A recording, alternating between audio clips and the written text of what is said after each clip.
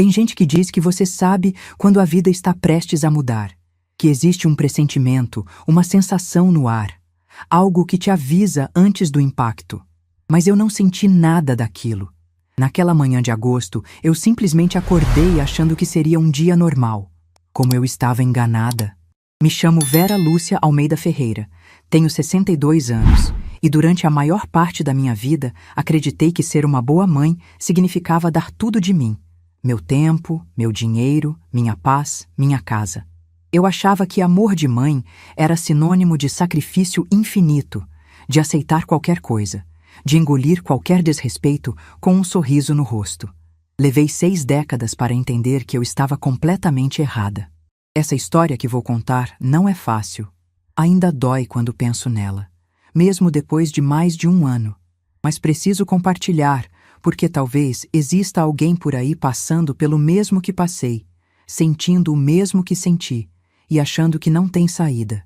Então, deixa eu te contar o que aconteceu comigo naquela manhã que mudou tudo. Era uma terça-feira. Lembro disso porque terça sempre foi meu dia de ir à feira comprar verduras frescas.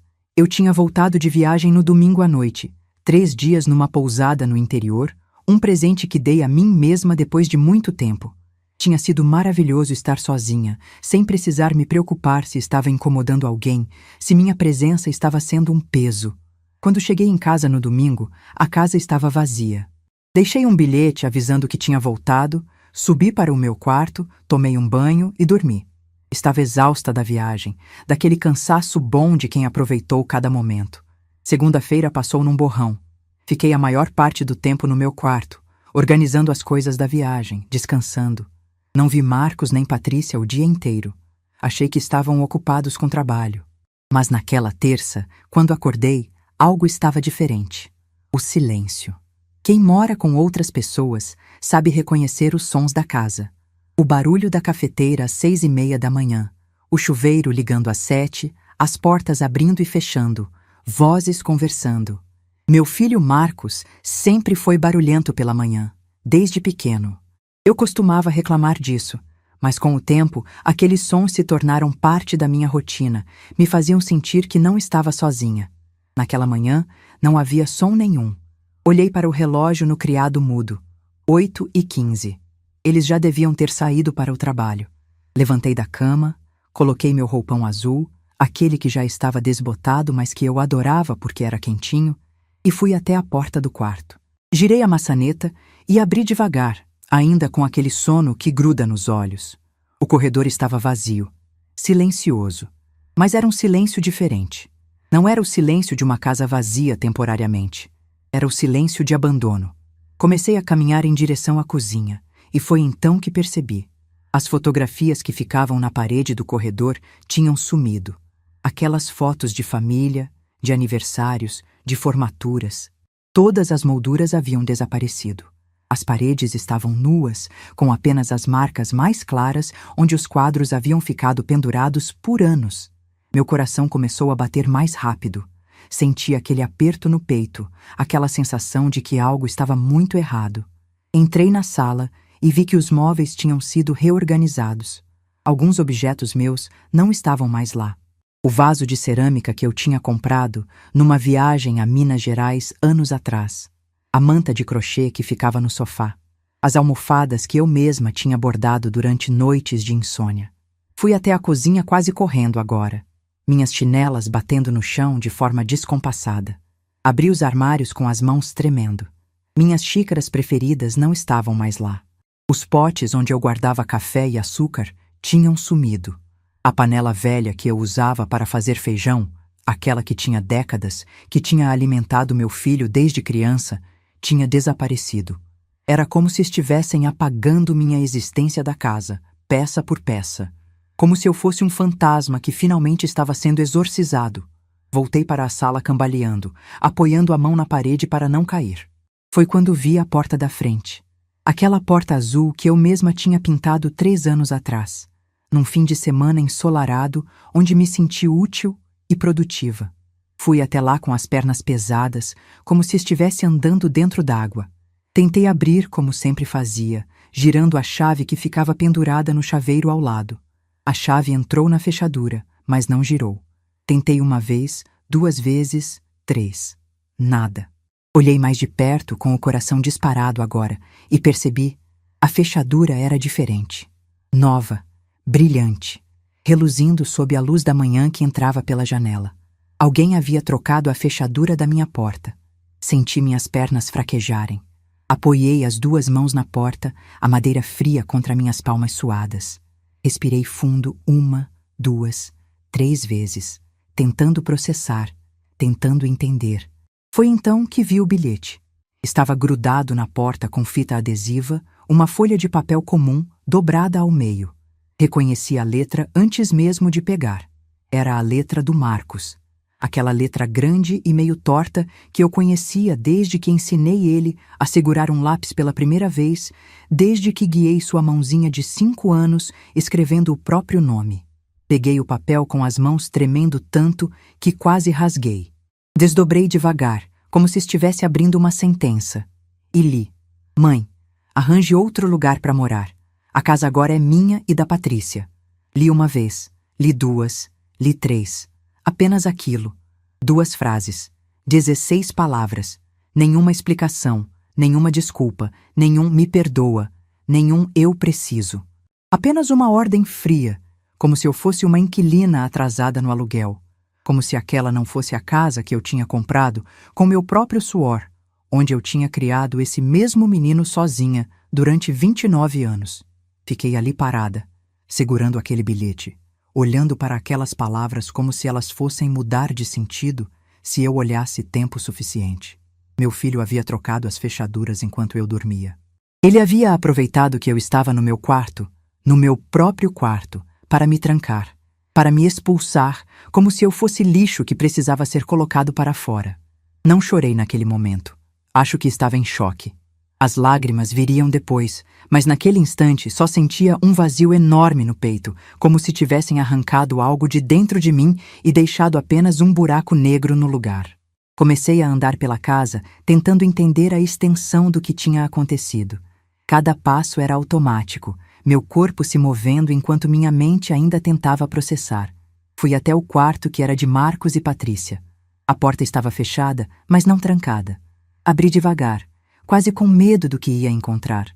O quarto estava completamente vazio. Não havia mais cama. Não havia mais roupas no guarda-roupa. Não havia mais sapatos espalhados pelo chão como sempre tinha. As paredes nuas, o armário aberto e vazio. Até o cheiro deles tinha sumido. Eles não tinham saído para o trabalho.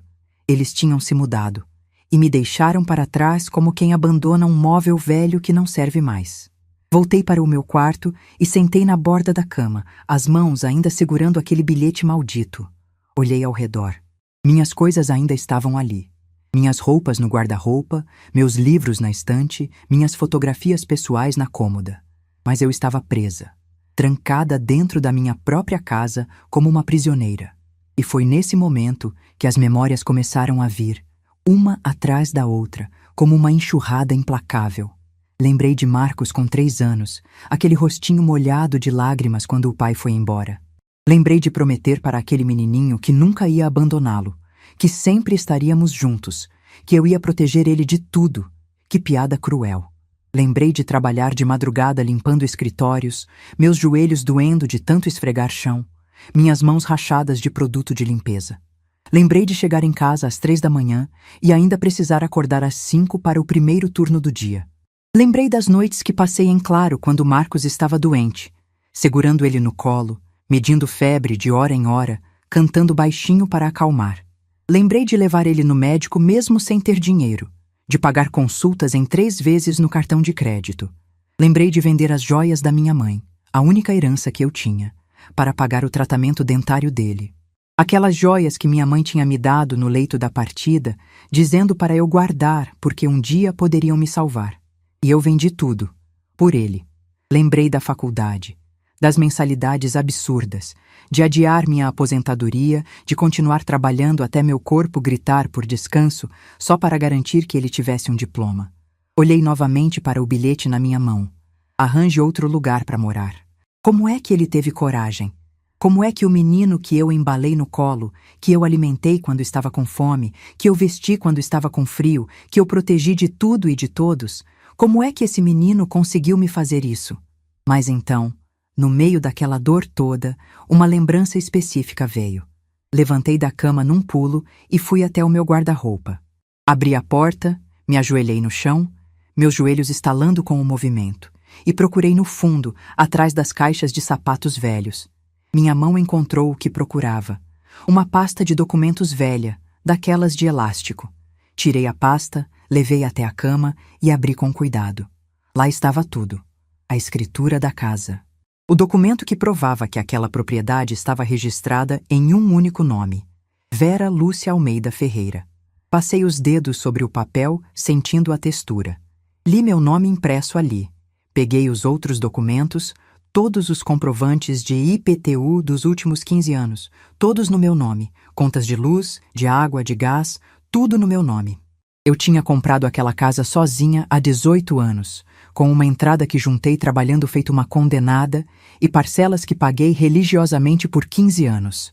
Quando Marcos cresceu e começou a trabalhar, quando se casou e eu ofereci que eles morassem comigo, nunca disse que a casa era dele. Mas pelo jeito, ele assumiu que era. Ou Patrícia o convenceu disso. Peguei todos os documentos e coloquei de volta na pasta com cuidado. Segurei aquela pasta contra o peito como se fosse um escudo. Olhei para o relógio. 9h20 da manhã. Peguei meu celular da mesa de cabeceira e vi várias mensagens de Marcos.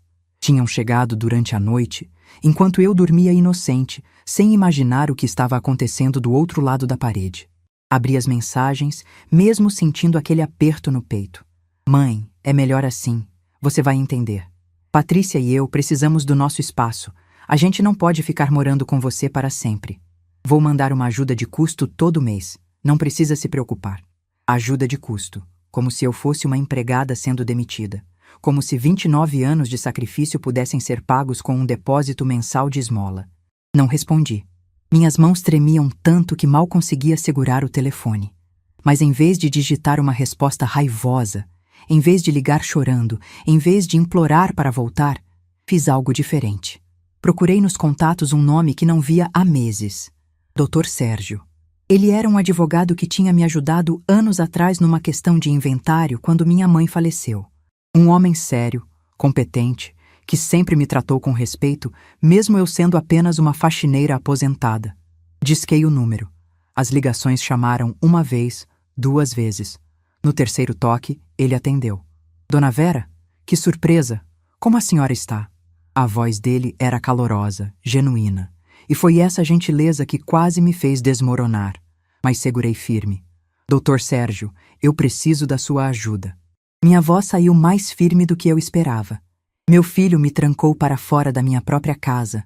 Silêncio do outro lado. Depois, como assim, Dona Vera? Contei tudo. As palavras saindo num jorro, mas mantendo a voz controlada. O bilhete, as fechaduras trocadas. Meus pertences sumindo, a casa vazia. E o mais importante, a escritura no meu nome. Quando terminei, Dr. Sérgio ficou em silêncio por um momento. Então disse, com uma voz que misturava indignação e determinação: Dona Vera, a senhora tem todos os direitos. Essa casa é sua. Legalmente, completamente sua. Vamos resolver isso. Desliguei o telefone 5 minutos depois com um plano. Um plano claro, legal, definitivo. Olhei ao redor do quarto mais uma vez. Depois fui até a janela que dava para os fundos da casa. Abri devagar. Graças a Deus, eles não tinham pensado em trancar as janelas. E desci pelo pequeno jardim que eu mesma tinha cultivado anos atrás. Meus pés tocaram a grama ainda úmida do orvalho da manhã. Contornei a casa, saí pelo portão lateral e fui até onde meu carro estava estacionado na rua. Abri o porta-malas. Minha mala ainda estava lá, da viagem que tinha feito. Roupas para 3 dias, produtos de higiene, documentos. Peguei a mala, coloquei a pasta de documentos junto e entrei no carro. Sentei no banco do motorista, coloquei o cinto de segurança com as mãos ainda tremendo levemente e liguei o motor. Antes de sair, olhei pela última vez para aquela casa através do retrovisor. A casa azul onde criei meu filho. A casa que pintei, que arrumei, que limpei milhares de vezes. A casa de onde ele me expulsou como se eu fosse uma estranha. Mas enquanto começava a dirigir pelas ruas do bairro, o sol da manhã batendo no para-brisa, senti algo que não esperava sentir. Não era desespero, não era derrota, não era nem medo. Era clareza absoluta. Clareza de que eu não ia implorar, não ia me arrastar, não ia aceitar aquela humilhação como se fosse merecida. Eu tinha criado meu filho para ser forte, independente, capaz de enfrentar o mundo. Tinha esquecido de me ensinar essas mesmas coisas, mas nunca é tarde para aprender. Enquanto dirigia, uma certeza tomava conta de mim. Aquele bilhete frio, aquelas fechaduras trocadas, aquele desrespeito covarde, não iam ficar sem resposta. Marcos achava que tinha ganhado, que tinha se livrado da mãe inconveniente que atrapalhava seus planos com Patrícia, que eu ia aceitar quieta, talvez até agradecer pela ajuda de custo que ele prometeu mandar. Mas ele cometeu 2 erros fatais. Primeiro, ele esqueceu de quem era a dona daquela casa. Segundo, ele esqueceu de quem era a mulher que tinha criado ele sozinha durante quase 3 décadas. A mulher que tinha enfrentado o mundo inteiro por ele. A mulher que tinha trabalhado até o corpo quebrar por ele. A mulher que, quando acuada, não desmorona. Ela luta. E Marcos ia descobrir que a mãe que ele expulsou não era a mesma mulher que ia deixar isso passar. Porque uma coisa é certa. Você pode tirar tudo de uma mulher. Pode tirar sua casa, sua paz, sua dignidade. Mas o que você não pode tirar é a força que nasce quando ela finalmente entende o próprio valor. E eu estava prestes a mostrar ao meu filho exatamente do que essa força era capaz. Tem uma mentira que contam para as mães, que o amor resolve tudo, que se você amar o suficiente, se sacrificar o suficiente, se dedicar o suficiente, seus filhos vão te valorizar, que sacrifício e amor são a mesma coisa. Eu passei 29 anos acreditando nessa mentira. E paguei caro por isso. Deixa eu voltar um pouco no tempo. Deixa eu te contar como cheguei naquele ponto, porque ninguém acorda um dia expulso da própria casa sem que exista uma história inteira sangrando por trás disso. Eu tinha 30 anos quando Marcos nasceu. Já era casada havia 5 anos com Roberto, um homem bonito, charmoso, que trabalhava como vendedor e tinha aquele jeito de falar que fazia qualquer um acreditar em promessas vazias. Ele prometeu o mundo quando nos casamos. Prometeu uma casa própria, estabilidade, uma família feliz. Nenhuma dessas promessas se concretizou. Roberto nunca foi de ficar parado muito tempo num lugar só. Mudava de emprego a cada 6 meses, sempre achando que o próximo seria melhor, que dessa vez ia dar certo. O dinheiro que entrava mal dava para as contas. Eu comecei a fazer faxinas na casa de conhecidos para complementar, levando o Marcos comigo quando ele era pequeno. Aquele menino passava as tardes brincando no chão enquanto eu limpava casas alheias, com aqueles olhinhos curiosos observando tudo. Mas foi quando Marcos fez 3 anos que tudo desmoronou. Lembro daquele dia com uma clareza que dói. Era uma tarde de abril, um daqueles dias quentes onde o ar parece pesar. Eu tinha feito bolo de fubá, o preferido do Roberto. O cheiro saía do forno e enchia a casa toda. Marcos estava na sala brincando com seus carrinhos velhos, fazendo aqueles barulhinhos de motor que crianças fazem. Roberto chegou mais cedo do trabalho. Achei estranho, mas não falei nada. Ele foi direto para o quarto sem me cumprimentar. Ouvi o barulho do guarda-roupa abrindo. Fui até lá e vi. Ele estava jogando roupas dentro de uma mala velha. "O que você está fazendo?" perguntei, mesmo já sabendo a resposta no fundo. Ele nem olhou para mim. Continuou dobrando camisas de qualquer jeito, enfiando meias na mala. "Vou embora." 2 palavras, simples assim, como se estivesse comentando sobre o tempo. "Como assim vai embora?" "Embora para onde?" "Não importa." Ele fechou a mala com força. "Não dou mais para isso. Não nasci para ser pai de família, Vera. Não nasci para acordar todo dia e ir trabalhar sabendo que o dinheiro nunca vai dar. Não nasci para isso." Meu coração disparou. "E nós? E o Marcos?" Foi aí que ele finalmente me olhou. E sabe o que vi naqueles olhos? Nada. Vazio absoluto. "Você vai dar um jeito. Sempre dá." Nesse momento, Marcos apareceu na porta do quarto. Aquelas perninhas curtas, ainda usando a fralda porque mal tinha deixado de ser bebê. Ele viu a mala na mão do pai e deve ter entendido algo, porque começou a chorar. Papai! A vozinha dele saiu fina, assustada. Marcos correu e se agarrou nas pernas do Roberto. Abraçou com aquela força toda que crianças pequenas têm, como se pudesse segurar o pai ali só com amor. Roberto olhou para baixo, para o filho agarrado nele, e não fez nada. Não se abaixou, não abraçou. Simplesmente pegou Marcos pelos bracinhos e o afastou. Não com violência, mas com uma indiferença que era pior que qualquer agressão. Para, Marcos! Solta o papai! Peguei meu filho no colo rapidamente. Ele estava soluçando, o corpinho quente, tremendo todo. Segurei ele contra meu peito e vi Roberto pegar a mala e caminhar até a porta. Você não pode fazer isso, eu disse, a voz saindo trêmula, mas tentando manter alguma firmeza. Você não pode simplesmente ir embora. Ele é seu filho. Roberto parou na porta da frente. Por um segundo, achei que ia voltar, que ia ter algum lampejo de consciência. Mas ele só disse, eu sei quem eu sou, Vera, e não sou isso. Apontou vagamente para a casa, para nós. Não sou pai, não sou marido. Me enganei achando que podia ser. E saiu. Simplesmente abriu a porta e saiu. Ouvi o portão rangendo. Ouvi seus passos se afastando na calçada. Ouvi o silêncio que veio depois. Marcos chorou por horas naquela noite. Chorou até ficar sem voz, até desmaiar de cansaço nos meus braços. Eu fiquei sentada na cadeira da cozinha, embalando ele, cantando baixinho, enquanto o bolo de fubá esfriava na mesa. Nunca mais vi Roberto. Ele simplesmente desapareceu. Não mandou dinheiro, não ligou para saber do filho, não demonstrou o menor interesse. Anos depois, soube que tinha formado outra família em outro estado. Foi como se tivéssemos deixado de existir para ele. Naquela noite, depois de colocar Marcos para dormir, ele ainda soluçando mesmo no sono, sentei na cozinha e olhei ao redor. Tínhamos contas atrasadas, aluguel vencendo. Um filho de 3 anos que dependia completamente de mim. Sabe o que fiz? Tomei uma decisão que moldaria os próximos 29 anos da minha vida. Não ia deixar meu filho passar necessidade.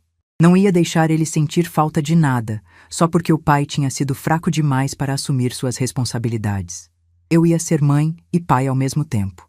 Ia dar para Marcos tudo o que ele merecia, mesmo que isso me custasse tudo. Nos meses seguintes, consegui mais trabalhos. Limpava 3 casas diferentes de manhã, corria para casa no horário do almoço para ver Marcos, que ficava com uma vizinha que me cobrava um preço que eu conseguia pagar, e à noite ia empacotar compras no supermercado. Dormia 4 horas por noite quando tinha sorte. Meu corpo doía permanentemente. Minhas mãos ficaram ásperas, cheias de calos e rachaduras de tanto produto de limpeza. Meus joelhos começaram a estalar de tanto subir e descer escadas, limpando casas de 2 andares. Mas Marcos nunca passou fome. Nunca ficou sem roupa. Nunca soube, pelo menos enquanto era pequeno, o quanto era difícil. Os anos passaram assim, trabalhando feito condenada, criando meu filho sozinha, tentando ser forte quando o corpo pedia para desistir. Quando Marcos tinha 8 anos, aconteceu algo que testou meus limites. Foi num domingo. Estávamos na pracinha perto de casa, um dos poucos momentos de lazer que tínhamos. Marcos estava brincando com uns meninos da escola municipal onde estudava. Eu estava sentada no banco, aproveitando aquele momento de paz, vendo meu filho rir. De repente ele veio correndo até mim, os olhos brilhando daquele jeito que crianças têm quando estão empolgadas com algo. Mãe! Mãe! Ele pulava de um pé para o outro. Sabe o João e o Pedro? Eles estudam naquela escola ali. Apontou para um prédio bonito do outro lado da rua. Eles disseram que lá tem computador em todas as salas, e quadra de esportes de verdade, e a comida é boa. Olhei para o prédio. Conhecia aquela escola. Escola particular, cara, onde só filhos de pessoas com dinheiro estudavam. É uma escola bonita mesmo, eu disse, tentando manter a voz neutra. Eu posso estudar lá também, mãe? Os olhos dele estavam cheios de esperança. Por favor. O João disse que as aulas são muito legais. Senti meu coração se apertar. Olhei para aquele rostinho esperançoso e quis chorar. Como ia dizer para meu filho de 8 anos que não tinha dinheiro? Que a mãe dele trabalhava até cair de cansaço, mas ainda assim não conseguia pagar uma escola dessas? Deixa eu ver o que posso fazer, meu amor. Foi tudo o que consegui dizer. Naquela noite, depois de colocar Marcos para dormir, sentei com contas espalhadas na mesa da cozinha. Fiz cálculos, recálculos. Por mais que tentasse, não conseguia encaixar a mensalidade daquela escola no orçamento. Passei a semana inteira pensando nisso. Via o rostinho do Marcos, via aquela esperança, e não conseguia simplesmente dizer não. Foi quando fiquei sabendo que um escritório de advocacia estava precisando de alguém para limpar à noite. O trabalho era das 10 da noite às 2 da manhã. 4 horas. Eu aceitei sem pensar 2 vezes. Agora minha rotina era acordar às 5 da manhã, limpar casas até meio-dia, correr para casa, ficar com Marcos à tarde, colocá-lo para dormir às 9, sair para o supermercado das 9h30 às 10 e então ir direto para o escritório até às 2 da madrugada. Dormia 2, no máximo 3 horas por noite. Marcos estudou naquela escola particular dos 8 aos 11 anos. Foram os 3 anos mais exaustivos da minha vida. Houve noites que eu limpava aquele escritório chorando de cansaço, esfregando o chão com as lágrimas escorrendo. Houve madrugadas que meu corpo simplesmente não queria mais responder. Mas toda vez que Marcos chegava em casa empolgado, contando sobre algo que tinha aprendido, sobre os amigos que tinha feito, eu achava que valia a pena. Quando ele fez 11 anos, as mensalidades aumentaram e eu não consegui mais pagar. Tive que tirá-lo de lá. Ele chorou, reclamou, disse que era injusto. E era. Mas não havia o que fazer.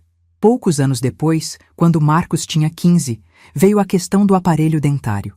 O dentista disse que era urgente, que se não corrigisse agora, os problemas seriam muito piores no futuro. O tratamento custava uma fortuna para mim, mas eu sabia que era necessário. Foi então que lembrei das joias da minha mãe. Ela tinha falecido 2 anos antes, vítima de uma condição delicada no coração. Antes de partir, me chamou no hospital e me entregou uma caixinha. São as joias que sua avó me deu. Ela disse, a voz fraca. Guardem com carinho. Um dia podem te salvar. Dentro tinha um colar de pérolas antigas, um anel de ouro com uma pedra pequena e brincos que minha avó tinha usado no dia do próprio casamento. Não eram peças caríssimas, mas tinham valor sentimental imenso. Eram a única herança que eu tinha. Peguei a caixinha e fui numa joalheria. O homem que me atendeu avaliou as peças rapidamente. Posso dar R$ 5.000 por tudo. Eu sabia que valia mais. Sabia que ele estava me oferecendo menos do que deveria. Mas eu não tinha tempo para negociar, não tinha conhecimento para discutir. Apenas disse, aceito. Ele contou o dinheiro ali mesmo. Notas amassadas que juntei na bolsa com as mãos tremendo. Saí daquela joalheria com o coração apertado, sentindo que tinha traído a memória da minha mãe. Mas o tratamento do Marcos precisava ser pago. Quando contei para ele que tinha conseguido resolver o problema do dinheiro, ele me deu um abraço apertado e disse, obrigado, mãe. Você é a melhor mãe do mundo. Naquele momento, achei que tinha feito a escolha certa. Os anos continuaram passando. Marcos cresceu, virou adolescente, depois um jovem adulto. Eu continuava trabalhando, me sacrificando, fazendo de tudo para dar oportunidades para ele. Quando ele terminou o ensino médio e passou no vestibular para a engenharia, fiquei tão orgulhosa que chorei. Meu filho ia ser engenheiro. Tudo o que eu tinha passado, todas as noites sem dormir, todo o cansaço, finalmente valia a pena. Só que a faculdade era particular e cara. Eu já estava com 54 anos. Meu corpo estava pedindo descanso há muito tempo. Poderia ter me aposentado, descansado, cuidado da minha saúde. Mas olhei para Marcos e disse, vamos dar um jeito. Você vai estudar engenharia. Adiei minha aposentadoria. Continuei trabalhando até os 58 anos. Continuei limpando casas, continuei fazendo faxinas, continuei sacrificando meu corpo que já gritava para parar. As mensalidades eram absurdas. Houve meses que eu não comia direito para conseguir pagar. Houve meses que passei frio porque não tinha dinheiro para comprar um casaco novo.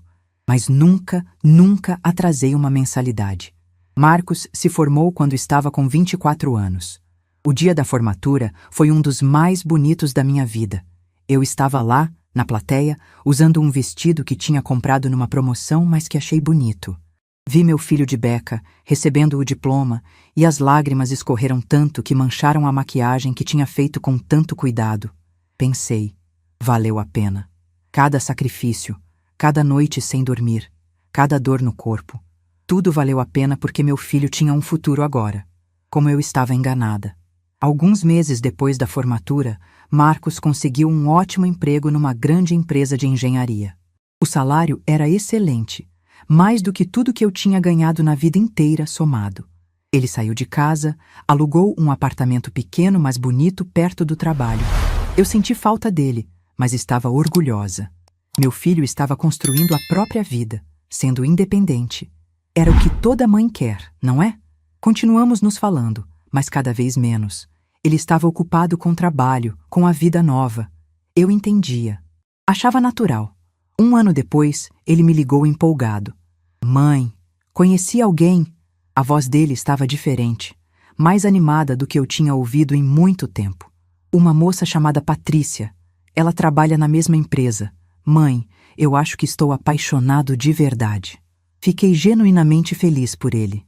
Meu filho merecia encontrar alguém, ser feliz, construir uma família. Algumas semanas depois, ele me convidou para almoçar e conhecer Patrícia. Lembro de escolher a roupa com tanto cuidado. Queria causar boa impressão. Queria que a namorada do meu filho gostasse de mim. Nos encontramos num restaurante no shopping. Quando vi Patrícia pela primeira vez, percebi imediatamente que ela vinha de uma realidade muito diferente da nossa. Ela era bonita, cabelos perfeitamente arrumados, roupas caras, aquela postura de quem nunca passou necessidade. Cumprimentou com educação, mas havia algo no olhar dela. Uma avaliação, um julgamento. Durante o almoço, ela fez perguntas sobre minha vida. A senhora trabalha com o quê, dona Vera? Sou aposentada agora, mas trabalhei a vida toda como faxineira e em supermercado. Vi o olhar. Aquele olhar rápido que ela trocou com Marcos. Não disse nada, mas não precisava. O olhar disse tudo. Ela vinha de família com dinheiro. O pai era médico, a mãe professora universitária. Estudou em escolas boas a vida inteira. Nunca precisou trabalhar durante a faculdade. Nunca soube o que era passar necessidade. E eu era a mãe faxineira do namorado dela. Continuamos conversando, mas senti o desconforto o tempo todo. Patrícia fazia comentários sutis sobre o restaurante ser diferente do que estava acostumada, sobre como era interessante conhecer pessoas de outras realidades. Marcos não disse nada, só ficou lá, quieto, deixando a namorada fazer aqueles comentários passivo-agressivos sobre a mãe dele. Foi a primeira vez que senti uma pontada real de decepção. Eles continuaram namorando. Patrícia vinha em casa de vez em quando, na casa que eu tinha comprado com tanto esforço, e sempre tinha um comentário. Nossa, essa casa é bem antiga, né? Esses móveis são vintage. O bairro é meio simplesinho, mas tem seu charme. Cada palavra era uma pequena facada, mas eu engolia, porque queria que Marcos fosse feliz. Um dia ela sugeriu com aquele sorrisinho educado, mas cruel. Dona Vera, a senhora já pensou em comprar roupas mais atuais? O Marcos está numa posição importante na empresa. Seria bom se a família dele, sabe, correspondesse à imagem. Marcos estava sentado do lado e não disse absolutamente nada. Não me defendeu. Não falou para a namorada que estava sendo desrespeitosa. Simplesmente continuou mexendo no celular como se não tivesse ouvido nada. Naquele momento, algo dentro de mim rachou, mas eu ainda não estava pronta para enxergar.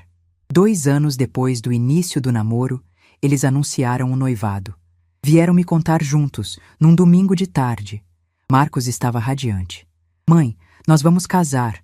Abracei ele, fingi estar completamente feliz. E uma parte de mim realmente estava. Meu filho ia se casar, ia construir uma família. Mas outra parte, lá no fundo, sentia um aperto, um pressentimento que eu tentava ignorar. Começaram os preparativos do casamento. Patrícia queria tudo caro, tudo sofisticado. Marcos veio me falar um dia, meio sem graça. Mãe, o casamento está saindo mais caro do que a gente pensou. Você consegue ajudar com alguma coisa? Eu estava aposentada, com uma aposentadoria pequena depois de ter trabalhado até me quebrar. Não tinha dinheiro sobrando. Mas era o casamento do meu filho. Peguei um empréstimo consignado. Quase toda a minha aposentadoria comprometida por anos. E dei o dinheiro para ele. Toma, filho. para ajudar com o casamento. Ele me abraçou, agradeceu. Patrícia agradeceu também, com aquele sorriso que não chegava aos olhos. O casamento foi lindo. Igreja bonita, decoração impecável, festa grande. Eu estava lá, usando um vestido novo que tinha comprado em muitas prestações, chorando de emoção. Na festa, Patrícia me apresentou para a família dela. Todos muito educados, muito corretos, mas senti o mesmo que tinha sentido no primeiro almoço. Aquele olhar de avaliação, de julgamento, de superioridade. Ouvi, sem querer, uma conversa entre Patrícia e a mãe dela no banheiro. "E a família do Marcos?" A mãe perguntou. "É só a mãe. Ela é humilde, trabalhou a vida toda em coisas simples, mas é uma boa pessoa, sabe? Muito dedicada ao Marcos, fez de tudo por ele." O tom, o jeito que ela disse humilde, como se fosse um defeito que ela estava sendo generosa em tolerar. Voltei para a festa com o coração pesado, mas era o casamento do meu filho. Mantive o sorriso, dancei quando me chamaram, fingi que estava tudo perfeito. 6 meses depois do casamento, Marcos apareceu em casa. Sentamos na cozinha, ele meio nervoso, mexendo nas mãos. "Mãe, eu e Patrícia estamos procurando um lugar para morar, mas os aluguéis estão muito caros. A gente queria economizar para dar uma entrada num apartamento próprio no futuro." Olhei para meu filho e pensei, ele precisa de ajuda. E eu sempre ajudei. Foi quando abri a boca e disse as palavras que mudariam tudo. "Vocês podem vir morar comigo. A casa é grande, tem espaço. Assim vocês economizam e conseguem juntar dinheiro mais rápido." O rosto dele se iluminou. Levantou e me deu um abraço apertado. "Obrigado, mãe. Você é a melhor mãe do mundo. Vou falar com a Patrícia." Eu achei naquele momento que estava fazendo a coisa certa, que estava ajudando meu filho a construir o futuro dele, que nossa relação ia ficar mais próxima, que eu finalmente ia ter aquela sensação de família completa que nunca tive. Como eu estava terrivelmente enganada. Eles se mudaram 3 semanas depois. E foi naquele dia que comecei, lentamente, a me tornar invisível na minha própria casa. Porque o que aconteceu nos 2 anos e meio seguintes foi uma lição dolorosa sobre uma verdade que levei 60 anos para aprender. Sacrifício não é amor quando apenas uma pessoa está se sacrificando. E nunca, nunca deveria ter permitido que amor de mãe se transformasse em autorização para ser tratada como se eu não valesse nada. Existe uma diferença entre convidar alguém para morar na sua casa e ser expulsa da sua própria vida. Eu aprendi essa diferença da pior forma possível, dia após dia, durante 2 anos e meio que foram me transformando de dona da casa em fantasma que perambulava pelos próprios cômodos. No início, eu realmente achei que ia dar certo. Quando Marcos e Patrícia se mudaram, eles trouxeram tudo num caminhão de mudança. Móveis novos, eletrodomésticos modernos, caixas e mais caixas de coisas. Lembro de estar empolgada, ajudando a descarregar, dizendo onde poderiam colocar cada coisa. Foi Patrícia quem começou a reorganizar. No primeiro dia, ela olhou ao redor da sala com aquela cara que eu já conhecia, aquela expressão de quem está avaliando e achando tudo insuficiente. "Dona Vera, a senhora se importa se eu mudar algumas coisinhas de lugar? É que eu tenho umas ideias para otimizar o espaço." Otimizar o espaço. Como se minha casa precisasse de otimização. Mas eu disse que não me importava. Afinal, ela ia morar ali também. Era justo que se sentisse confortável. No final da primeira semana, a sala estava completamente diferente. O sofá que eu tinha comprado com tanto esforço, aquele que tinha durado 15 anos, foi para o quartinho dos fundos. No lugar, o sofá novo deles, de couro, moderno. Minha estante de livros foi para o meu quarto. As fotografias da parede tinham desaparecido. "Onde estão as fotos?" perguntei, tentando manter a voz calma. "Ah, eu guardei no armário do seu quarto, Dona Vera."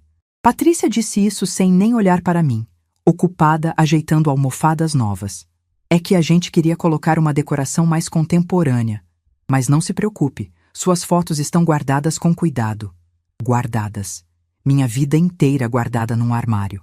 Marcos estava por perto, montando a TV nova deles. Grande, moderna, nada a ver com a minha televisão antiga, que funcionava perfeitamente bem. "Marcos, você não acha que podíamos ter deixado pelo menos algumas fotos?" Ele me olhou de relance, distraído. "Mãe, Depois a gente vê isso. A Patrícia entende mais de decoração. Aquelas palavras, tão simples, tão devastadoras. A Patrícia entende mais. Como se eu não entendesse da minha própria casa. Nos primeiros meses, tentei me adaptar. A casa ficou diferente, mas era só decoração, eu dizia a mim mesma. O importante era que estávamos juntos, éramos uma família. Mas logo começaram as reclamações sobre minha comida. Eu sempre cozinhei. Era uma das coisas que eu fazia bem, que me dava prazer. Aprendi com minha mãe a fazer feijão temperado do jeito certo, arroz soltinho, aqueles pratos simples mas gostosos que sustentaram meu filho a vida inteira. Um dia fiz almoço como sempre fazia. Feijão, arroz, bife acebolado, farofa. Coloquei a mesa, chamei eles. Patrícia sentou, olhou para o prato e fez aquela cara. Dona Vera, a senhora não acha que usa sal demais? Olhei para o prato. Estava temperado normalmente, como sempre fiz. Está salgado? Perguntei. É que eu não estou acostumada com comida tão pesada. Minha mãe cozinha de um jeito mais leve, sabe? Menos fritura, menos tempero. Marcos comeu em silêncio, sem dizer nada. Posso temperar diferente na próxima vez. Eu ofereci, sentindo aquele aperto no peito. Seria ótimo. É que a gente precisa cuidar da saúde, né? Comida muito gordurosa não faz bem. Comida gordurosa. Como se eu estivesse tentando envenená-los. Comecei a mudar meu jeito de cozinhar. Menos sal, menos tempero, menos fritura. Mas nunca estava bom o suficiente. Sempre tinha um comentário. Ainda está meio pesado. O feijão da minha mãe é mais cremoso. Será que a senhora não podia fazer aquelas receitas mais modernas? Tipo saladas diferentes? Um dia, Patrícia começou a cozinhar ela mesma. Dizia que queria dar um tempo para mim, que eu merecia descansar. Mas o recado era claro. Minha comida não servia mais. Foram 3 semanas com ela cozinhando. Pratos que eu não conhecia, com nomes estranhos, legumes que eu nunca tinha usado. Marcos elogiava tudo. Nossa, amor, isso está delicioso. Você cozinha muito melhor que no restaurante. E eu ali, sentada à mesa, comendo em silêncio a comida que não tinha feito, na minha própria cozinha. Depois de um tempo, voltei a cozinhar. Mas algo tinha mudado. Eu não cozinhava mais com prazer. Cozinhava com medo de críticas. Foi piorando aos poucos, tão devagar que eu quase não percebia. Patrícia começou a reclamar do cheiro da casa. Dona Vera, quando a senhora cozinha, fica com aquele cheiro de comida por horas. Não tem como abrir as janelas? Era inverno, estava fazendo frio. Mas eu abria as janelas mesmo assim. Ela comprou ambientadores caros e espalhou pela casa toda, para tirar aquele cheiro de casa velha, ela disse. Casa velha. Minha casa tinha cheiro de casa velha. Comecei a cozinhar cada vez menos. Quando cozinhava, abria todas as janelas, ligava o exaustor no máximo, queimava incensos depois para disfarçar o cheiro de comida. Na minha própria cozinha, eu me sentia uma invasora. Mas o pior ainda estava por vir. Tinha uma noite específica que nunca vou esquecer. Aconteceu mais ou menos 1 ano depois deles terem se mudado. Era aniversário do Marcos. Ele estava fazendo 31 anos. Eu tinha 61 anos na época e ainda acreditava que podia ser uma boa mãe se me esforçasse o suficiente. Preparei o dia com tanto carinho. Acordei cedo, fui na confeitaria e comprei o bolo que ele sempre amou desde criança. Bolo de chocolate com cobertura de brigadeiro. Custou caro, quase metade da minha aposentadoria daquele mês, mas era o aniversário do meu filho. Valia cada centavo. Também comprei um presente. Uma carteira de couro bonita, daquelas que vêm em caixa, com a marca estampada. Tinha visto ele comentando com Patrícia que precisava trocar a dele que estava velha. Gastei a outra metade da aposentadoria naquela carteira. O mês seria apertado, mas não me importei. Preparei um jantar especial. Fiz o macarrão à bolonhesa, que era o prato preferido dele quando criança. Lembro de quantas vezes cozinhei aquilo quando ele voltava da escola, os olhinhos brilhando de fome. Coloquei a mesa com a toalha bonita, aquela de linho que eu guardava para ocasiões especiais. Acendi velas, deixei tudo arrumado, bonito, especial. Esperei eles chegarem do trabalho com o coração apertado de ansiedade boa. Aquela sensação de que tinha feito algo certo, que ia agradar. Quando a porta se abriu e Marcos entrou, cantei parabéns. Minha voz saiu meio trêmula de emoção. Ele sorriu, me abraçou, agradeceu. Obrigado, mãe. Mas Patrícia entrou logo atrás e olhou para a mesa.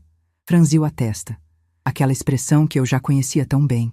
Dona Vera, a senhora não comentou nada sobre ter convidado pessoas. Não convidei ninguém, é só para nós três mesmo. Pensei que podíamos jantar juntos, comemorar. Ah, ela trocou um olhar com Marcos, um olhar que eu não entendi, mas que me deixou gelada. É que a gente tinha combinado de jantar fora hoje. Eu até já reservei mesa num restaurante italiano. Senti o chão desabar debaixo dos meus pés. Mas é aniversário do Marcos. Eu preparei tudo. Fiz o prato preferido dele. Patrícia suspirou, daquele jeito que deixava claro que estava sendo muito paciente com alguém difícil. A senhora deveria ter perguntado antes, Dona Vera. A gente tem nossa rotina, nossos planos. Não dá para a senhora simplesmente decidir as coisas sem avisar. Sem avisar. Na minha casa. Sobre o aniversário do meu próprio filho. Olhei para Marcos, esperando que ele dissesse alguma coisa. Que lembrasse que eu sempre fiz o aniversário dele desde que ele era pequeno. Que eu era a mãe dele. Que aquele jantar tinha sido feito com amor, com sacrifício, com tudo que eu ainda tinha para dar. Mas ele só disse sem me olhar nos olhos. É, mãe, a gente já tinha combinado. Desculpa, você devia ter avisado antes. Devia ter avisado. Devia ter pedido permissão. Na minha casa. Para fazer aniversário do meu filho. Mas eu fiz o bolo. Minha voz saiu pequena, quase sumindo. E comprei um presente. Vi a caixa embrulhada em cima da mesinha da sala. Tinha escolhido o papel com tanto cuidado. Tinha feito um laço bonito. A gente come o bolo outro dia, Patrícia disse, já pegando a bolsa dela da cadeira. E o presente o Marcos pega depois. Vamos, amor. A reserva é daqui a meia hora. Você sabe como o bistrô fica cheio. Bistrô. Eles iam jantar num bistrô enquanto meu macarrão esfriava na panela. Marcos. Tentei uma última vez. Ele finalmente me olhou. E vi algo nos olhos dele que me partiu ao meio. Não era raiva, não era impaciência. Era pior. Era indiferença. Depois a gente conversa, mãe. Agora a gente precisa ir. E foram. Simplesmente pegaram as chaves, as bolsas e saíram. Ouvi o carro ligando, o barulho do motor se afastando pela rua. Fiquei ali parada no meio da sala, olhando para aquela mesa que eu tinha arrumado com tanto amor. As velas ainda acesas, derretendo devagar. O macarrão fumegando. A toalha de linho que eu tinha passado com ferro. Voltei para a cozinha num transe. Olhei para o bolo na caixa em cima da pia. Bolo de chocolate com brigadeiro. O favorito dele. Foi quando desmoronei. Sentei no chão da cozinha. O chão que eu mesma tinha escolhido quando reformei a casa anos atrás. E chorei. Chorei como não chorava desde que Roberto tinha ido embora. Mas aquela dor era diferente. Porque Roberto era um homem fraco que fugiu das responsabilidades. Marcos era meu filho. O filho que eu criei. E ele tinha escolhido um restaurante em vez de mim. Fiquei naquela cozinha não sei quanto tempo. As velas foram se apagando sozinhas na sala. O macarrão esfriou completamente. A noite caiu. Quando finalmente consegui levantar, peguei o bolo, coloquei na geladeira. Recolhi a comida, guardei tudo. Apaguei as velas que ainda tinham sobrado. Dobrei a toalha de linho. E naquela noite, enquanto deitava na cama ouvindo o silêncio da casa, algo dentro de mim mudou. Não foi uma decisão consciente. Foi uma quebra. Como se algo que vinha se rachando há meses finalmente tivesse partido ao meio. Depois daquela noite, comecei a me esconder. Passava cada vez mais tempo no meu quarto. Comprei uma televisão pequena numa promoção para não precisar usar a sala. Comecei a comer no quarto também, para não atrapalhar. Quando eles chegavam do trabalho, eu me recolhia. Ficava quieta, em silêncio, tentando não fazer barulho, tentando não existir muito. Porque tinha entendido a mensagem. Eu estava sobrando. Saía de casa cada vez mais. Ia na praça, sentava lá por horas olhando as crianças brincando, as mães conversando. Ia na biblioteca, pegava livros que nem sempre lia, só para ter motivo de ficar fora. Visitava a Dona Glória, minha vizinha, que pelo menos ainda conversava comigo como se eu fosse uma pessoa real. Foi Dona Glória quem percebeu primeiro que algo estava muito errado. Num dia desses que fui na casa dela, uma tarde de quinta-feira que eu fingia ter algum compromisso só para sair, ela fez café, me ofereceu bolo de fubá e ficou me olhando de um jeito estranho enquanto eu mexia no café sem beber. Vera, você está diferente. Diferente como? Mas apagada, como se estivesse sumindo. Aquelas palavras me atingiram como um soco no estômago. Porque era exatamente isso que estava acontecendo. Eu estava sumindo, desaparecendo, me tornando invisível. É só cansaço. Menti, ainda mexendo no café. Vera. Ela segurou minha mão por cima da mesa, me obrigando a olhar para ela. Você é dona daquela casa. Comprou com seu suor, com seu trabalho, e está se escondendo no próprio quarto como se fosse uma intrusa. Eles precisam do espaço deles, Glória. São um casal jovem. Espaço? Ela quase gritou. Vera, eles têm a casa inteira. Você que está sendo expulsa para um cantinho. Você não vê isso? Neguei. Defendi. Disse que estava tudo bem, que era só uma fase de adaptação, que todo mundo precisava de tempo para se acostumar. Mas quando voltei para casa naquele dia e vi a sala completamente reorganizada de novo, Patrícia tinha mudado os móveis pela terceira vez, sem nem me avisar, sem nem me perguntar. Entendi que Dona Glória estava certa.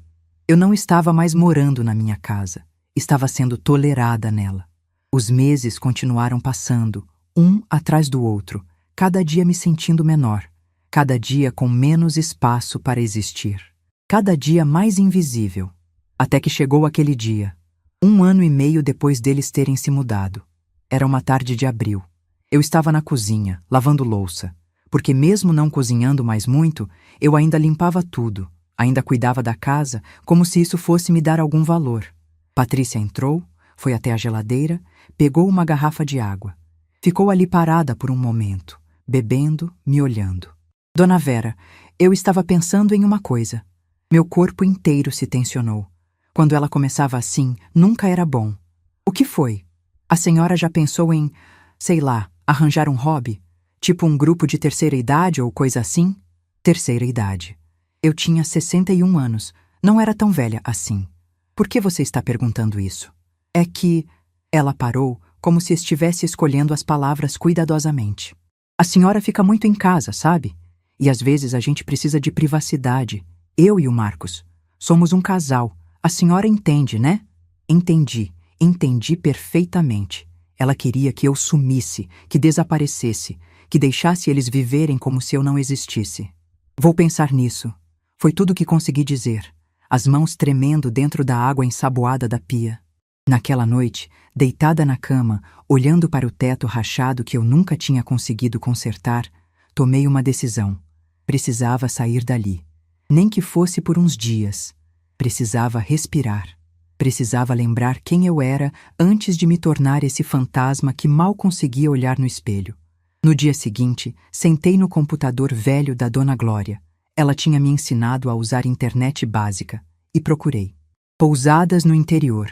Lugares tranquilos, baratos, onde eu pudesse ficar sozinha por alguns dias sem sentir que estava sendo um peso para alguém. Encontrei uma pousada numa cidade pequena a 3 horas daqui. Um lugar simples, com avaliações boas, 3 diárias com café da manhã incluído. Custava menos do que o bolo de aniversário que tinha comprado. Reservei sem pensar muito. Depois contei para Marcos, numa das raras vezes que ele ainda falava comigo. Vou viajar por 3 dias, só para descansar um pouco. Ele mal levantou os olhos do celular. Tá bom, mãe. Aproveita. Patrícia, que estava na sala também, disse com um entusiasmo que não tentou disfarçar. Que legal, Dona Vera. A senhora merece mesmo. Vai fazer super bem. O entusiasmo dela era óbvio demais. Ela estava feliz que eu ia sumir por uns dias. Preparei minha mala pequena no dia anterior. Roupas simples, um livro que nunca tinha conseguido terminar, produtos de higiene. Estava nervosa, as mãos tremendo enquanto dobrava as camisetas, como se estivesse fazendo algo errado. Mas quando saí de casa naquela manhã de agosto, quando coloquei a mala no porta-malas do meu carro velho e dirigi para fora da cidade, senti algo que não sentia há muito, muito tempo. Alívio. Os 3 dias na pousada foram como um sonho que eu não queria acordar. Era um lugar simples, mas acolhedor. Quarto pequeno, mas limpo, com uma janela que dava para um jardim cheio de flores amarelas e vermelhas. A dona da pousada, Dona Carmen, era uma senhora simpática de uns 70 anos que conversava comigo durante o café da manhã como se eu fosse interessante, como se o que eu tinha para dizer importasse. Passava os dias caminhando pela cidadezinha, conhecendo as lojinhas de artesanato, sentando na praça central. Conversava com pessoas que não me conheciam, que não me viam como a mãe do Marcos ou a sogra da Patrícia. Era só Vera, uma mulher de 61 anos aproveitando uns dias de paz. À noite, sentava na varanda da pousada com um copo de suco e um livro. Não tinha ninguém dizendo que eu estava atrapalhando, ninguém reclamando do cheiro da comida, ninguém reorganizando o espaço ao meu redor, ninguém me fazendo sentir que eu estava sobrando. No segundo dia, Dona Carmen sentou comigo na varanda depois do jantar. A senhora está gostando daqui, Dona Vera? Muito. É muito tranquilo. Veio sozinha? Vim. Ela sorriu daquele jeito que pessoas mais velhas sorriem quando entendem algo sem você precisar explicar. Aquele sorriso de quem já viveu o suficiente para reconhecer dor disfarçada. Às vezes a gente precisa se lembrar de quem é, né? Longe de todo mundo. Aquela frase ficou ecoando na minha cabeça depois que ela foi embora. Me lembrar de quem eu era. Quem eu era. Antes de me tornar a mãe que servia e não era servida. A sogra que atrapalhava. O fantasma que perambulava pela própria casa tentando não fazer barulho. Quem era Vera Lúcia Almeida Ferreira antes de tudo isso? Sentada naquela varanda, olhando para as estrelas, tantas estrelas que eu não via há anos morando na cidade onde as luzes apagam o céu, comecei a lembrar. Eu era uma mulher que tinha enfrentado o abandono aos 33 anos e sobrevivido. Era uma mulher que tinha trabalhado 3 turnos, dormido 3 horas por noite para dar educação para o filho. Era uma mulher que tinha comprado uma casa sozinha, que tinha lutado, que tinha sido forte quando o mundo dizia que mulheres sozinhas não conseguem. Quando é que eu tinha parado de ser essa mulher? No terceiro dia, no último dia antes de voltar, sentei na praça da cidade olhando crianças brincarem e fiz algo que não fazia há muito tempo. Liguei a câmera do celular e tirei uma foto de mim mesma. Estava sem maquiagem, com o cabelo solto e um pouco bagunçado pelo vento, usando uma roupa simples. Mas havia algo diferente no meu rosto. Um brilho nos olhos que não via há anos. Uma expressão que não era de cansaço ou medo. Era de vida. Olhei para aquela foto por um longo tempo e pensei, essa sou eu. Essa é quem eu sempre fui por baixo de tudo que me fizeram acreditar que eu era. Voltei para casa no domingo à tarde, com o coração apertado, mas com algo diferente dentro de mim. Uma sementinha de consciência que tinha sido plantada e que estava começando a brotar. Quando cheguei em casa, a rua estava silenciosa. Estacionei, peguei a mala do porta-malas. A casa parecia normal de fora, mesma casa azul, mesmo jardim. Entrei pela porta da frente, que ainda abria normalmente, e deixei o bilhete na mesa da cozinha avisando que tinha voltado. Subi para o quarto, tomei um banho longo e dormi. Segunda-feira passei quase o dia inteiro no quarto, organizando as coisas da viagem, mas principalmente pensando. Pensando em tudo, em quem eu tinha me tornado, em como tinha deixado isso acontecer, em quanto tempo ainda ia aceitar. Foi naquela noite de segunda-feira, deitada na cama, mas ainda acordada, que ouvi vozes vindas da sala. Marcos e Patrícia conversando. O tom era baixo, mas as paredes da casa eram finas. Não precisava muito para escutar. Quando você vai conversar com ela? Era a voz de Patrícia, impaciente. Não sei. É difícil. Marcos, a gente já conversou sobre isso 1000 vezes. Meus pais venderam a casa deles. Não tem onde morar. E aqui tem espaço de sobra. Meu coração começou a bater mais rápido. Levantei da cama em silêncio, fui até a porta do quarto, encostei o ouvido. Mas é a casa da minha mãe. É, mas ela não precisa desse espaço todo. Ela fica trancada no quarto o tempo inteiro de qualquer jeito. 3 quartos vazios, Marcos. 3. E meus pais estão desesperados, não têm onde ir. O comprador da casa deles já assumiu. Silêncio. Um silêncio pesado. Não sei, Patrícia. Parece errado. Errado? Errado é a gente apertado, sendo que tem espaço. Errado é seu sogro sem ter onde morar. Você não gosta dos meus pais? Não é isso. Então o quê? A gente podia falar para sua mãe que seria melhor ela procurar um apartamento menor. Tipo aqueles para idosos, sabe? Ela teria companhia, gente da idade dela. Seria até melhor para ela. Cada palavra era uma facada. Mas eu continuei ouvindo, congelada. Não sei se ela ia aceitar, Marcos disse. Mas a voz dele não tinha convicção. Não tinha defesa de mim. A gente não precisa pedir, Marcos. A casa é sua. Você morou aqui a vida inteira. É praticamente sua. A gente só precisa conversar com ela, explicar que faz mais sentido ela ter um lugarzinho dela, pequenininho, mais fácil de cuidar. E se ela não quiser? Pausa. Então a gente vai ter que tomar uma decisão difícil, mas eu não vou deixar meus pais na rua enquanto tem 3 quartos vazios aqui. Ouvi passos. Me afastei da porta rapidamente, voltei para a cama. Meu coração batendo tão forte que pensei que eles iam ouvir do corredor. Dormi naquela noite, mas acordei várias vezes, minha cabeça girando. Será que eles realmente iam fazer isso? Será que Marcos ia pedir para eu sair? Será que ele achava mesmo que a casa era dele? Terça-feira acordei com aquela sensação estranha no peito, como se o ar estivesse diferente, mais pesado. Levantei, coloquei o roupão, fui até o corredor. Foi quando percebi o silêncio, as fotos que tinham sumido meses atrás, e então vi a porta da frente, a fechadura nova, brilhante, e o bilhete.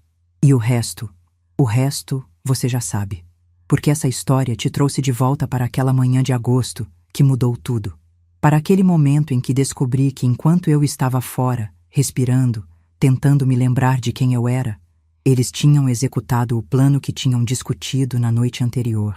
Não tiveram coragem de me dizer na cara. Não tiveram coragem de esperar eu voltar e conversar como adultos. Não tiveram coragem nem de me dar um prazo, um aviso, uma chance. Simplesmente me trancaram para fora enquanto eu dormia, como se eu fosse lixo que precisava ser colocado na rua sem fazer barulho para não incomodar os vizinhos. Mas eles cometeram um erro fatal. Eles esqueceram que aquela mulher que tinha voltado da viagem, aquela que tinha passado 3 dias se lembrando de quem realmente era, que tinha visto seu próprio rosto com vida nos olhos de novo, não era mais a mulher que aceitava tudo calada, e que a casa que eles achavam que era deles tinha um nome na escritura. Um nome impresso, legal, inquestionável. Um nome que não era Marcos. Era Vera Lúcia Almeida Ferreira. E essa Vera estava prestes a ensinar uma lição que meu filho jamais ia esquecer. Nunca, nunca subestime a mulher que você acha que é fraca. Porque às vezes, a mulher mais forte é aquela que passou a vida inteira servindo aos outros e finalmente decidiu servir a si mesma. E essa força, quando finalmente acorda, não pede licença. Ela age. Existe um momento na vida em que você percebe que não pode mais voltar atrás. Para mim, esse momento foi quando liguei o motor do carro naquela manhã de terça-feira e dirigi para longe da minha casa, com a pasta de documentos no banco ao lado. Não sabia exatamente para onde estava indo. Só sabia que não podia ficar parada. Meu celular tocou. Era Dona Glória. Vera, venha para minha casa, agora. 10 minutos depois estava na cozinha dela. Quando senti o cheiro de café fresco, quando percebi que estava num lugar onde eu ainda era bem-vinda, algo dentro de mim quebrou. Chorei. Chorei como não chorava há anos. Pelos 29 anos de sacrifício. Pelas noites sem dormir. Pelas joias da minha mãe vendidas. Pelo aniversário ignorado. Por cada vez que me senti invisível. Dona Glória me abraçou e deixou eu chorar. Quando finalmente consegui falar, contei tudo. O bilhete. As fechaduras trocadas. Como eles tinham planejado enquanto eu viajava. E o que você vai fazer? Ela perguntou. Abri a pasta na mesa. A casa está no meu nome. Só no meu nome. Eu tenho todos os documentos. Dona Glória pegou a escritura e seu rosto mudou. Vera, você pode fazer eles saírem.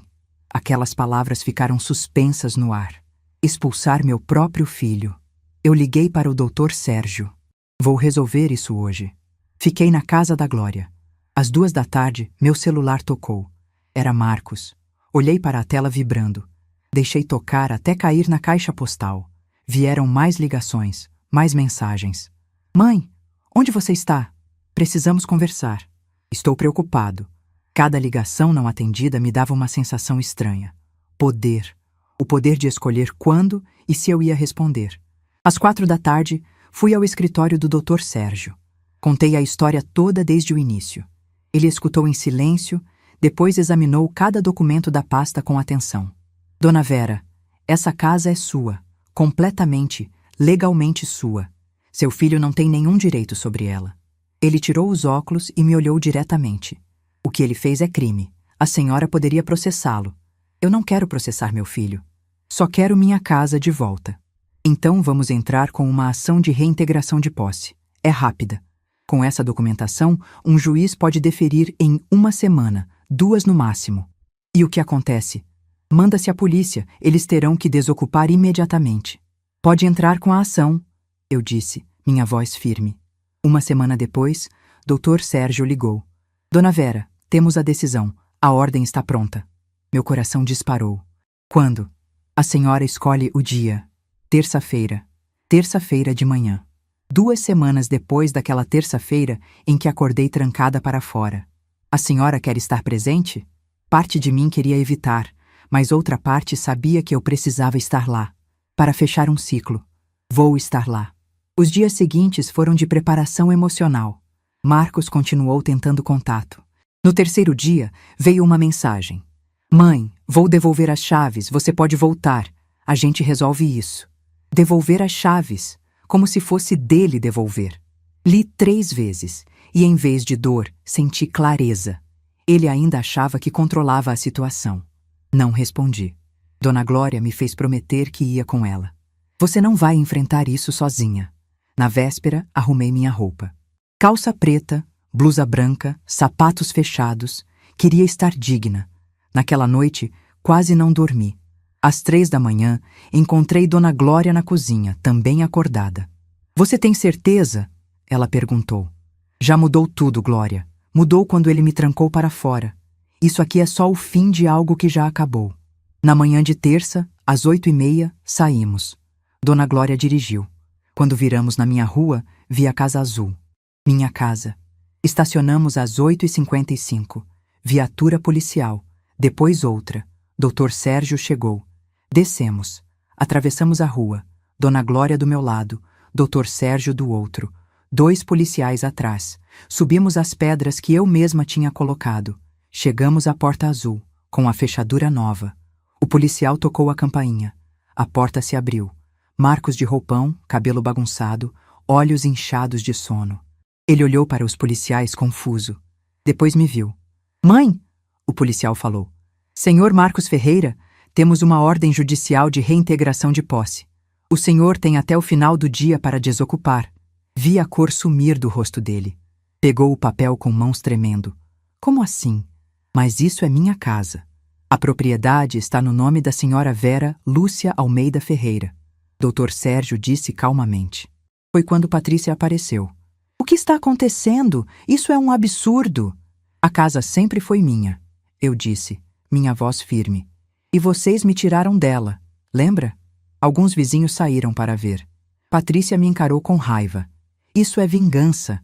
Que tipo de mãe faz isso? Que tipo de filho troca as fechaduras enquanto a mãe dorme? Respondi calmamente. Foi quando Marcos caiu de joelhos. Ali, no chão da sala que eu tinha pintado, meu filho de 32 anos caiu de joelhos chorando. Mãe, eu sinto muito. Eu não sabia que a casa era sua. A Patrícia disse que era minha. Eu não quis te machucar. Olhei para aquele homem chorando. Meu filho, que eu tinha embalado no colo, protegido de tudo. Senti meu coração apertar. Senti vontade de ceder. Mas então lembrei do bilhete, das fechaduras. Dos anos me tornando invisível, do aniversário ignorado, e entendi que não era vingança. Era sobre ensinar. Ensinar que mães não são escadas que você chuta depois de subir, que amor não autoriza desrespeito, que eu tinha valor. Vocês têm até o final do dia. Foi tudo o que disse. Patrícia puxou Marcos com força. Levanta! Para de se humilhar! Ela me olhou com ódio. A senhora vai se arrepender.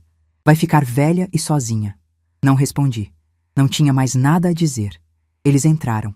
Ouvi vozes alteradas. Patrícia gritando. Marcos chorando. O caos. Fiquei na porta com Glória. Ela segurou minha mão. Você está bem? Lágrimas escorrendo agora. Estou bem. E estava. Doía como nada tinha doído antes. Doía de uma forma que eu sabia que ia carregar para sempre. Mas pela primeira vez em anos, eu estava bem. Porque finalmente tinha escolhido a mim mesma, e mesmo com toda a dor, mesmo com o filho chorando lá dentro, havia uma paz nisso. A paz de quem parou de se trair. Voltei para minha casa no final daquela terça-feira. Dona Glória tinha oferecido para eu ficar mais uns dias com ela, mas eu disse que não. Precisava enfrentar aquilo sozinha. Quando abri a porta, com minhas próprias chaves, que doutor Sérgio tinha providenciado, a casa estava silenciosa. Mas era um silêncio diferente. Não era o silêncio de abandono, era o silêncio do recomeço. Caminhei pelos cômodos devagar. Eles tinham levado quase tudo. O sofá de couro estava lá, mas sem as almofadas. A TV grande tinha sumido. A cozinha estava vazia, armários abertos, alguns pratos quebrados no chão. Fui até o quarto que era de Marcos quando criança. Entrei pela primeira vez em meses. A cama pequena ainda estava lá, aquela que eu tinha comprado quando ele tinha 5 anos. As paredes ainda tinham as marcas dos adesivos de super-heróis que ele amava. Foi ali que desmoronei. Sentei no chão daquele quarto e chorei.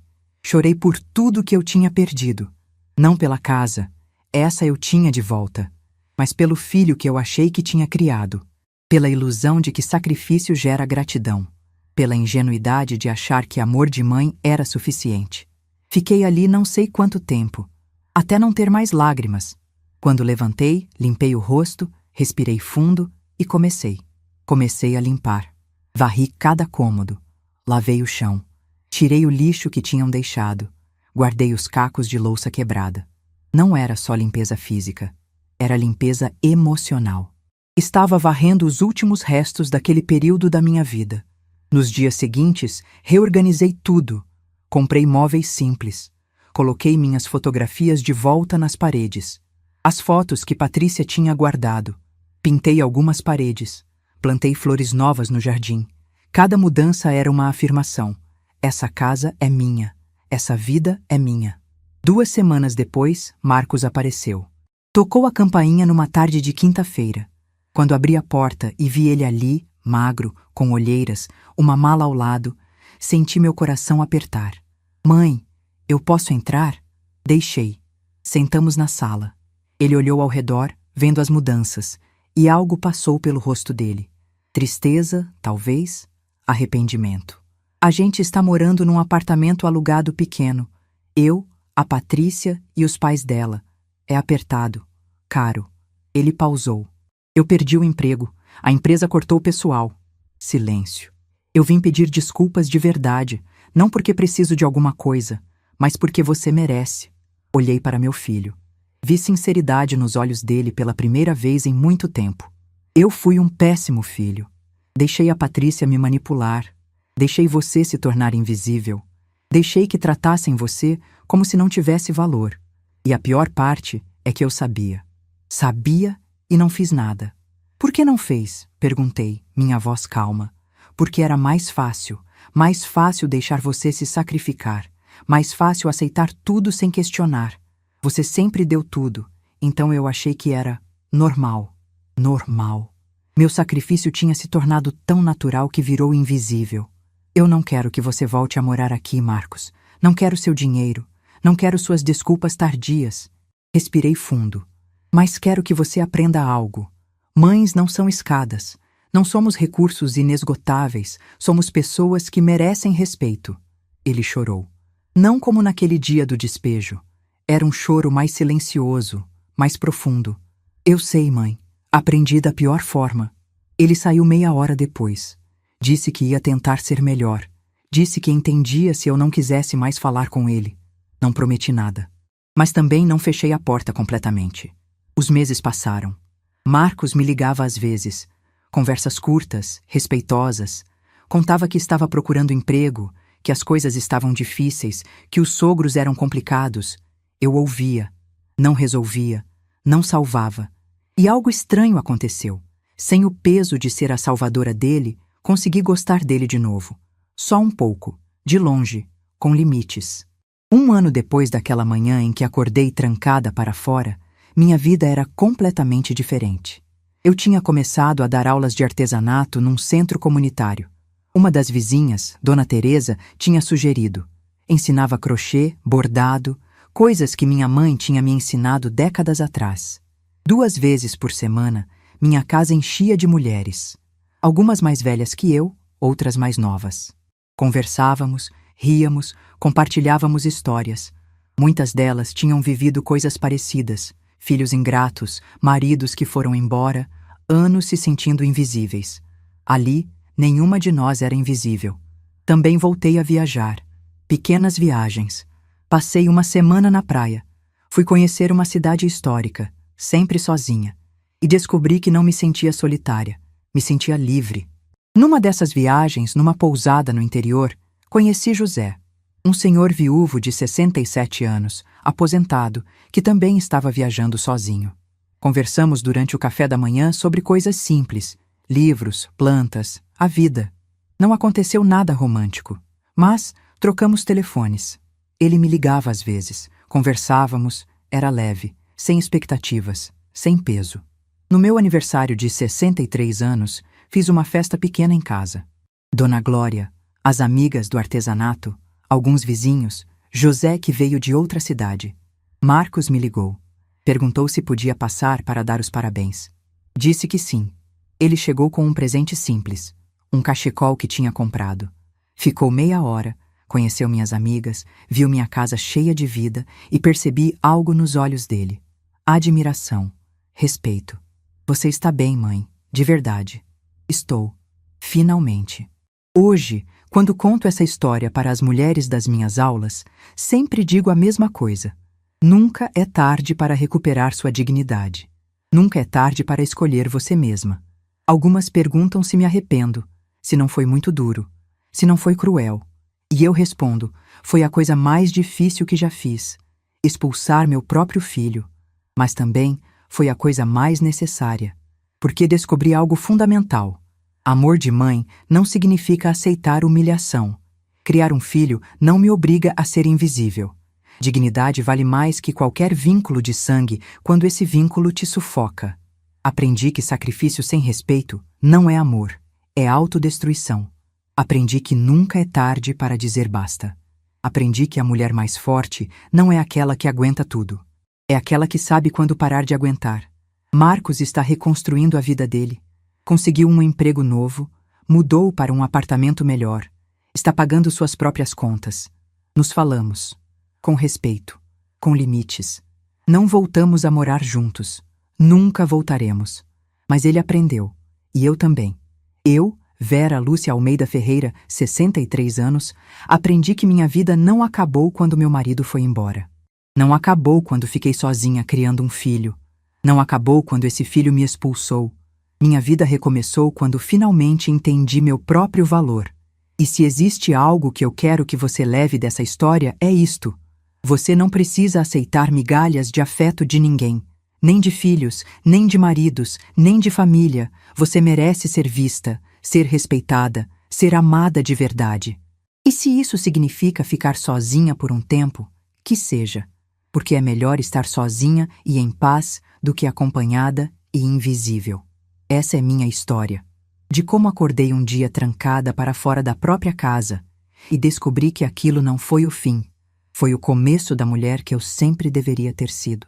Se essa história tocou seu coração, deixe seu like, se inscreva no canal e comente aqui embaixo. No meu lugar, o que você faria? Sua mensagem pode iluminar o dia de alguém.